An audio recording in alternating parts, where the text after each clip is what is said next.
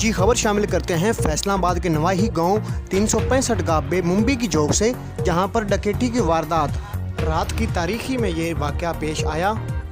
मज़ीद जानते हैं हमारे नुमाइंदे अमीन खान की इस रिपोर्ट में। जी अमीन खान, आगाह कीजिएगा, क्या तफसीलात हैं? जी अस्सलाम वालेकुम। मैं इस वक्त 365 गाबे में मौजूद हूँ, जहाँ डकैती हुई है। एक रोज़ कबल आज रात हुई। मजरूब जो है वो मेरे सामने बैठा है, उसे सारी हाल हकीकत मैंने ली है। तकरीबन वो कह रहा है 3:30 बजे के करीब ये वारदात हुई है मेरे साथ। तो अभी ये खुद बताता है क्या हुआ है।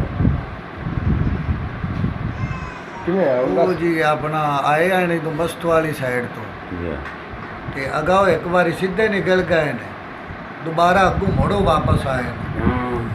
वापस आके तो उन्हें वारदात साढ़े नाल की 3 फायर उन्हें मारे। 3 फायर मारे ने तो अपना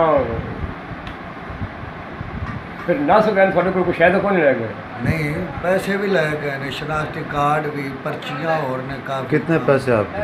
पैसे आई जी 9,000 रुपये।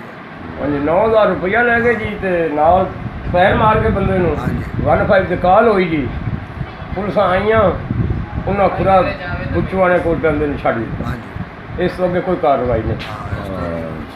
अगर पुलिस नूं चाहिए, पुलिस डाकू बेलगाम हो गए जी। तो पुलिस जी है वो हरकत जाए, दिन रात गश्त जो मौसर बनावे। ये थाना रोडाला की हदूद है।